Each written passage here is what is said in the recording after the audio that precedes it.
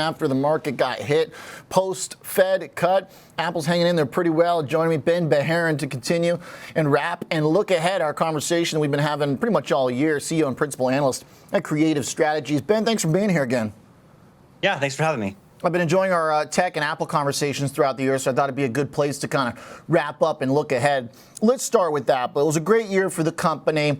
Obviously, the valuation increased a lot as well, but it seems like they did it without taking some of the big executive risks like Elon Musk at Tesla did. So how much do they deserve credit in the Mag 7 ranking? Yeah, I mean, and I think you make a good point, right? Apple's never going to take those sort of moonshot bets as other companies. I think, they have a very methodological approach to how they grow, right? They're making bets where their sweet spots are. Obviously, this seems to be a better than normal cycle for iPhones. Not necessarily, again, just based on AI, even though they're talking up AI a lot, which I think comes to every product, but they're really taking that much more calculated and measured approach to growth. And I think, again, that just comes back down to execution, knowing your market, serving your customers, keeping your customers happy. That's sort of been the Apple playbook for as long as I've been tracking the company. How much do we know so far about customer happiness with their AI tools, the process that they've rolled it out, kind of been a piecemeal thing? How do you measure that satisfaction level right now? Yeah, I think one of the challenges we have is, this has been a relatively new cycle for iPhone. This is kind of a new experience in terms of Apple Intelligence. So there's a lot of mixed reports out there. I've seen anything from surveys saying that, it's positive to people not using it as much. And this, again, just comes back to, for a lot of normal customers, right? People who aren't trying the bleeding edge of AI services. This is their first experience with any kind of, call it generative AI, at length. So I think we're in the early adoption cycles. I think, it's going to take probably 3 to 4 months for this to mature, for us to get real understanding of what's sticky for customers. But, I think at the end of the day, Apple's, again, taking this approach of let's keep it simple. Let's focus on a couple things that we think add value and then roll it out more from there. So I think it's a longer story, but part of the bull case for Apple is that there's a lot of upside to AI in terms of their user engagement, customer satisfaction, et cetera.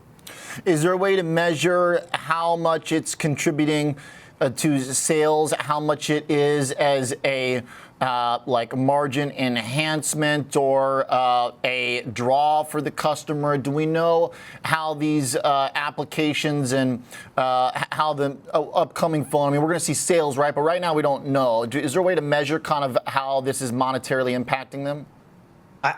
No, and I also think it's really hard to do that from a software standpoint in general. Okay. I think, again, right, the question's going to be, does Apple monetize this at some point in time with perhaps adding a subscription layer for something that's maybe more personal, more intimate, even more than they do now, right? So that would be the better way to measure it. I think Apple's right now plan is not to charge for this, just to integrate features that are useful to the operating system.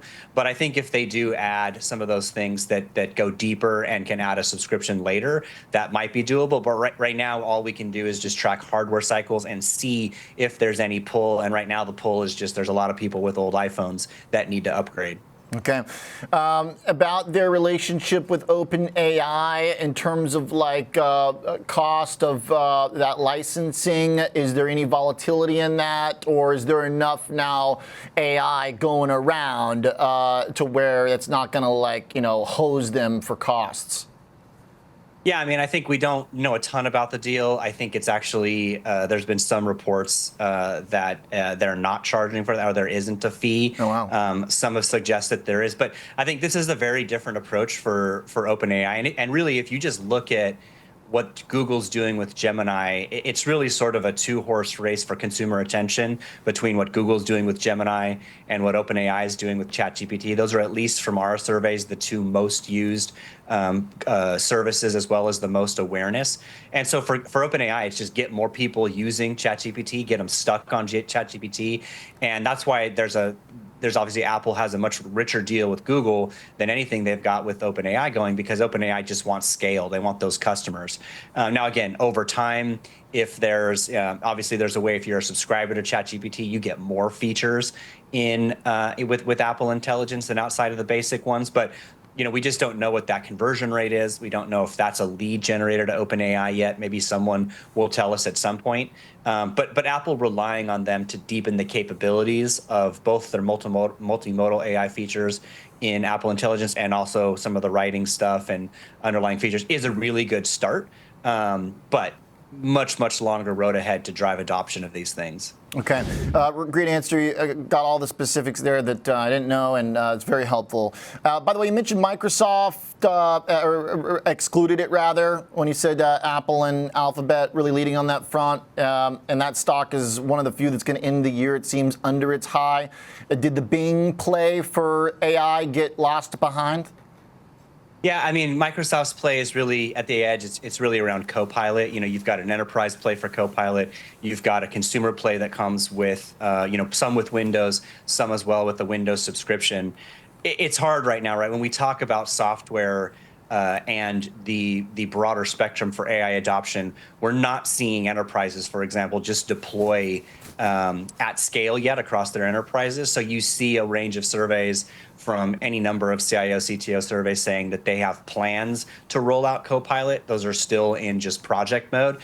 Once they start to roll these things out, we'll really see, right? If a big portion of that enterprise starts to add those fees for Copilot to their Microsoft 365 subscriptions, you're going to see that, right? That's going to come out in numbers. So I think it's a wait and see, but optimistic play. But we've got to see what happens once these start getting rolled out to the enterprise. And I don't know if there's a consumer pricing angle to this yet. I would say that would be much farther off than their enterprise opportunity with Copilot.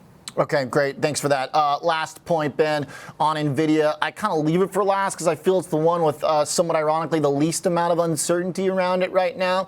Valuation's been around like mid-40s since basically the summer. The numbers keep delivering. It seems like no one's even close to them competitively. So do you have strong thoughts on where it could go next year or what's been priced in?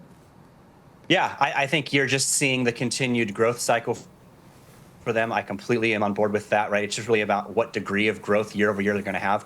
Obviously, and I think we've talked about this before, right? It's not going to look as magnificent year over year. It's not going to be triple digit quarter over quarter, year over quarter like it's been. It's going to be much more modest, but they're definitely well positioned for growth.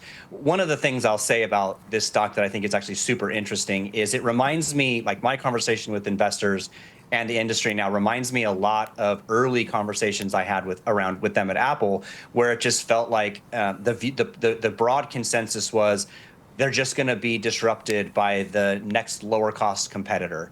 And with Apple, that wasn't true because of platform value, obviously customer delight, the stickiness they had in the ecosystem. And so I sort of always lob out this same analogy, which is if you just look at the broader ecosystem that NVIDIA has, the platform play, it's not really that indifferent than the narrative that you've got around Apple. Now, they are threatened by competitors, obviously the hyperscalers who want to make custom silicon.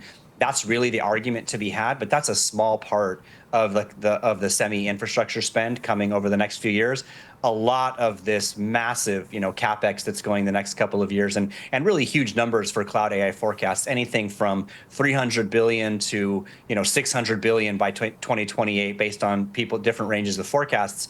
That's just greenfield growth. That's added TAM, and NVIDIA 100% well positioned there. Obviously Broadcom is, that name comes up.